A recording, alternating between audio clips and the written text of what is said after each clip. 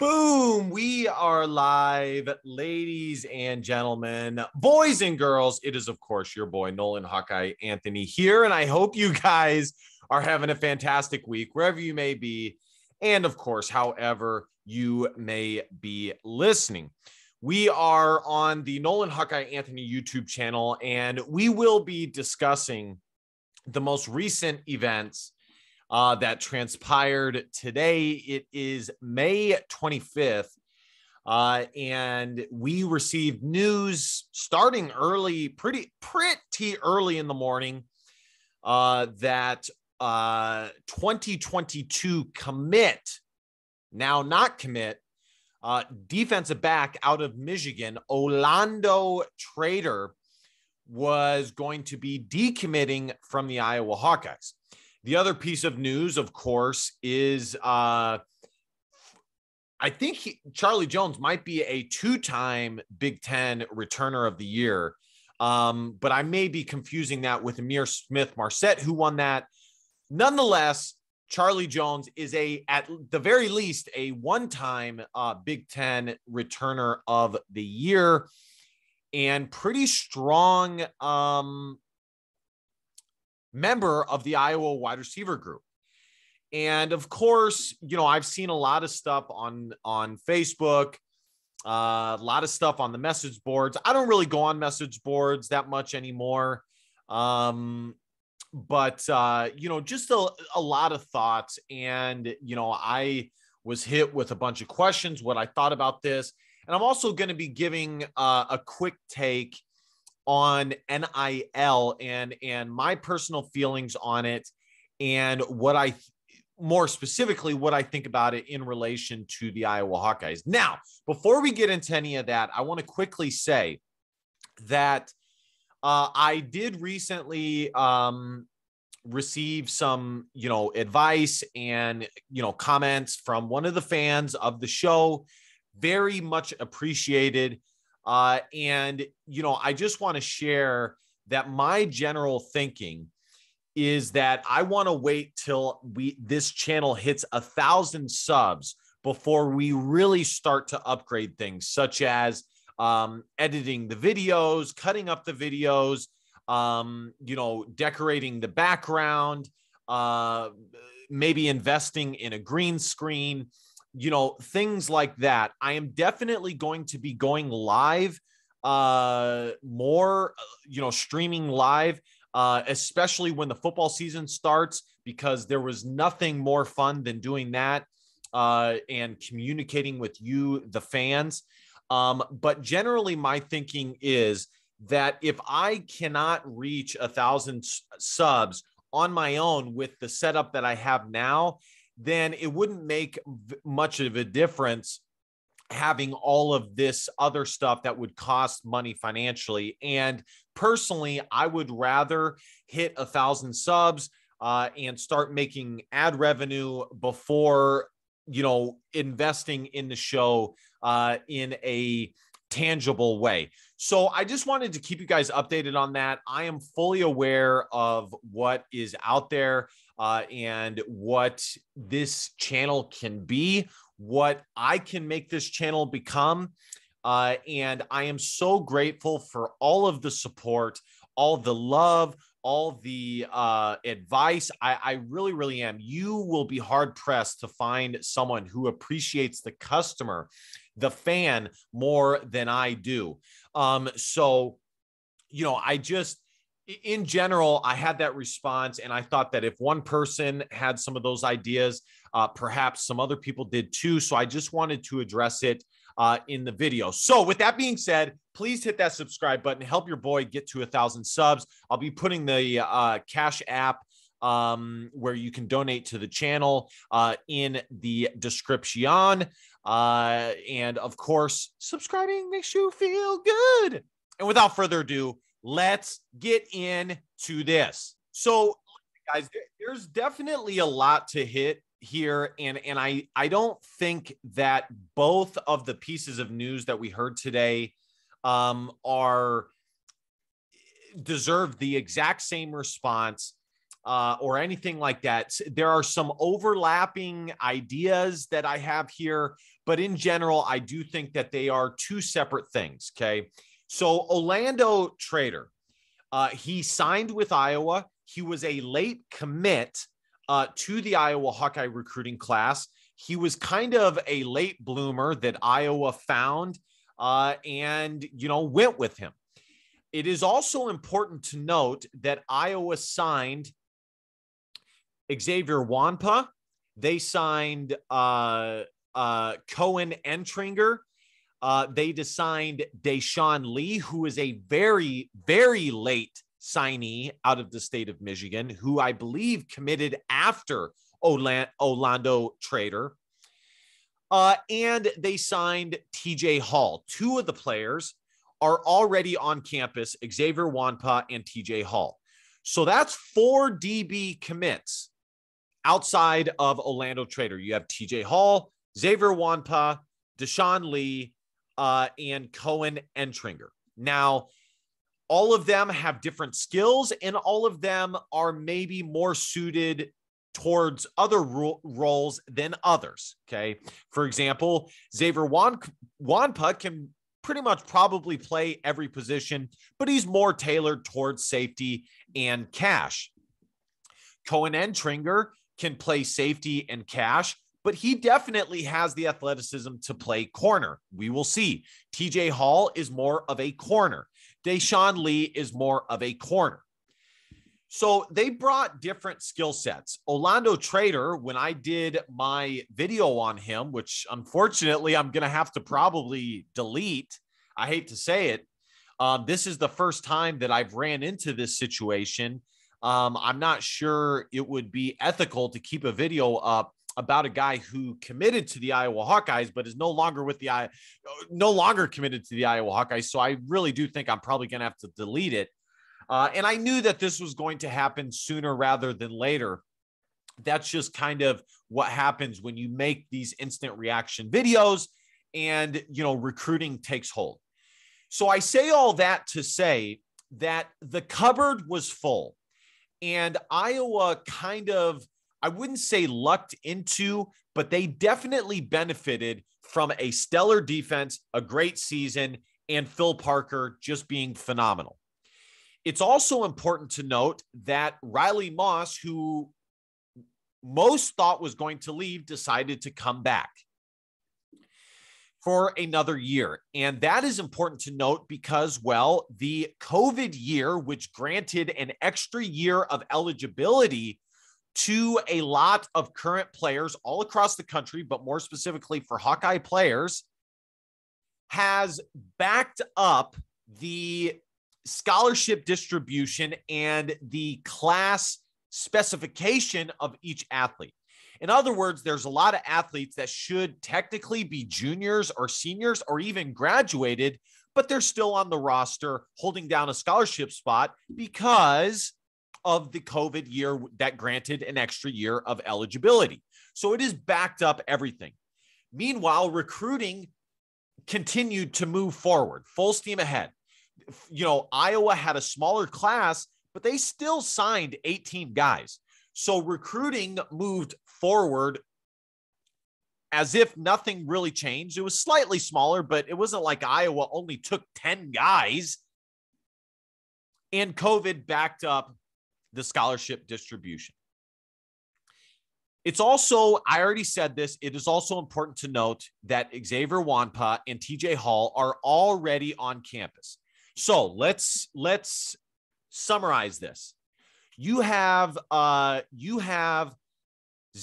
2 freshman DBs already on campus before Olando Trader got there. You have the extra year of eligibility, which is pushed back all the whole scholarship distribution, which means that it's going to take longer for guys to see the field because guys are staying longer at Iowa and other schools than they usually would. And in general, Iowa had a huge DB class. Okay. All of those things are very important to note. The other thing that I want to note is the fact that recruiting in the current day and age is it's just totally bananas. And, you know, these recruits are being told so many different things by so many different people, and it's hard to really keep things straight. And it doesn't really surprise me that this happened. You know, Olando Trader was a high 3-star player. Here is his profile, here is recruiting profile. So this is not like a small loss. This is, you know, I don't love this. And I do logically realize that Iowa has a lot of other DBs committed who are also very talented. But I also would have liked to keep this kid. Okay. And as I said, all the other things make logical sense. They do. Now, the last thing I want to note is just because this guy decommitted doesn't mean that Iowa may not land his commitment here in the future. Okay. They might. But generally speaking, I believe that if a guy is going to decommit from your school, you probably don't want him committed to your school at all. Because if he is going to decommit, then he's not really solid on his commitment to you, and he really doesn't feel good about you as a school and what you can do for him in the first place. I am shocked by this news, especially after the crazy Micah Hyde clip where he said Iowa was a cheat code to getting to the NFL.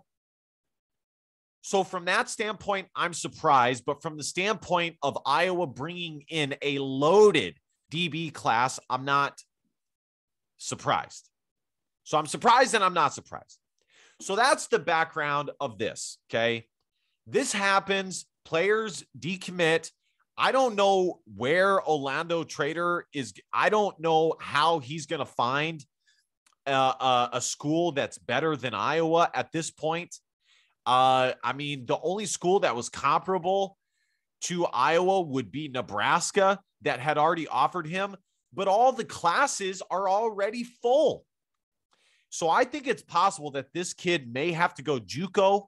I think it's possible that perhaps he was having some academic problems behind the scenes, and Iowa was trying to work through them with him, and he decided to decommit after being frustrated with it.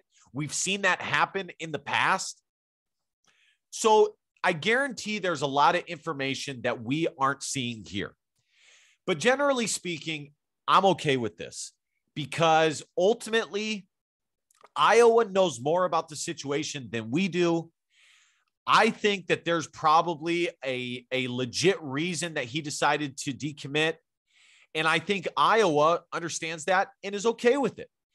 Do they hate losing a talent? Sure. But ultimately, if it's something like, and I'm not saying that this is it, I'm saying that it's possibly the case.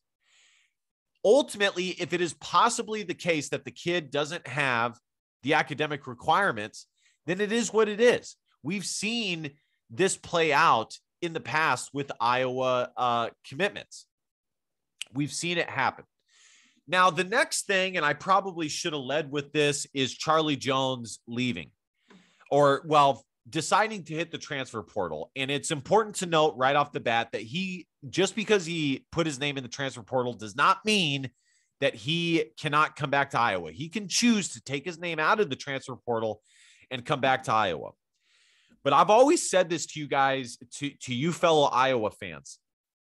As a former Division I athlete myself, and as an Iowa fan, I am always a bigger supporter of Iowa, the team, rather than the players. Because the truth of the matter is, and some people won't like this, because they fall in love with the players, and I understand that, okay? You have the fans who love the school, and you have the fans who fall in love with the players, okay? I love the school. I love the University of Iowa above all else. And what you end up having, so going back, I lost my train of thought there a little bit. as a former Division I athlete and as an Iowa fan, I can tell you that players will, speak about how they bleed black and gold, and they bleed this color and that color, and they love the fans, and they love, this and that and this and that. They love the school, all this and that. But the truth of the matter is they like the school, they like the fans, but if a better opportunity presents itself, they will always seize that opportunity. Even so much as to go to a school in the same division as you, as Tyrone Tracy did going to Purdue. And it kind of makes all of this just seem pointless and fake, because it's like, ultimately, if a guy is willing to suit up for, and maybe I'm old school here. I know I'm still a young guy, but my mindset perhaps might be old school. But if a guy is willing to lace it up in a certain jersey, but simultaneously go to a school in the same division, a school that you competed against, then that shows where we're at. And that is why I am a fan of the school rather than the players, because players come and go. Players will always leave for a better situation. Yes, they like the fans, they like the school, they like this. And yes, some guys really do love the school and love the fans and all that. But most guys just like it. They don't love it. And they will leave, they will drop on a dime to go to the next best situation. Now, I don't begrudge Charlie Jones here. I do think that if it was me, I would look at Iowa as a place that gave me a chance on the Big Ten stage and developed me. Now, of course, a lot of that was myself too, but I would be so grateful, and I would try and make it work at the school I was at with my brothers, my teammates. But that's just me. And that is why, and I've already said this twice, I am a fan of the team rather than the players. Now, what does this mean for Iowa? Well, in my opinion, this hurts the most in two ways. Iowa loses a deep threat in the wide receiver game, or in the passing game, and they lose a guy who is a threat on special teams every time he touches the ball. And yes, and the special teams aspect is probably the way that Iowa will miss him the most, because Iowa won a lot of games and stayed in a lot of games because of their ability to be dangerous on special teams. Now, can they find a guy who can also be dangerous? Sure. And as far as the deep threat goes, I think Iowa has a lot of talented wide receivers. They have been recruiting the position very well. And I think they have some good athletes on their roster. And generally speaking, we all know that Iowa is a run-first team. So having a deep threat is like, because ultimately, if you're a run-first team, it is what it is. It's nice to have that, but if you don't have it, it is what it is, because you're a run-first team. So Iowa will miss him the most in the return game. I think that this immediately, opens up some playing time for guys like Deontay Vines and some other slot-type receivers with some speed. But generally speaking, guys, we knew, I know I keep saying generally speaking, we knew that the top two guys were going to be Keegan Johnson and Arlen Bruce. Those were going to be the top two guys. And Iowa has some young, talented guys coming up through the ranks as well. Brody Brecht. They have a very fast incoming freshman in Jacob Bostic, who is 6'3". They got some talent in the wide receiver room. But I will say on the recruiting trail, it now becomes imperative that Iowa signs at least 2 wide receivers. At least 2. Last but not least, NIL. I generally am a capitalist. I believe, and I am so happy when people make as much money as possible. I don't begrudge anyone for making as much money as they can. I love that. I love that. I think that's what makes America amazing. But if I just look at college football in a vacuum, and if I just look at Iowa in a vacuum, it has, NIL is going to totally wipe any aspect of amateurism off the table. And, you know, I think the next step that this goes is a creation of a league where guys can go straight out of high school and make money, but don't have to go to college. And I think eventually college football is going to not be necessary because there's going to be a league that's created where, you know, kind of like the NBA G League or overseas, things like that. It's still very early in the process, but all the things that made college sports amazing are starting to go by the wayside. You know, learning, growth, development, all of those amazing things are going by the wayside. I do love, it's hard for me because simultaneously, I do love that these guys are making money and get to make money off of their talent and their skill. But looking at college football as a whole, I don't think college football is going to last past the next 20 years, maybe even 10. But we'll see. We'll see. I'm still kind of in the middle on NIL and haven't developed a full-blown opinion on that yet. I like it and I don't. There's aspects of it that I like, and there's aspects of it that I don't like. And such is the nature of life. I will probably do a more in-depth response on NIL sometime in the future. As this video was mainly to discuss Charlie Jones and Olando Trader. All right, guys, thank you guys so much for watching. Be sure to hit that subscribe button because, well, subscribing makes you feel good. At the very least, like, comment, share. You know the drill. I will see you guys next time. Remember, folks, DBAP, don't be a pussy willow and facts or feelings because your feelings just don't matter. See you guys next time. Go Hawks. Bye-bye.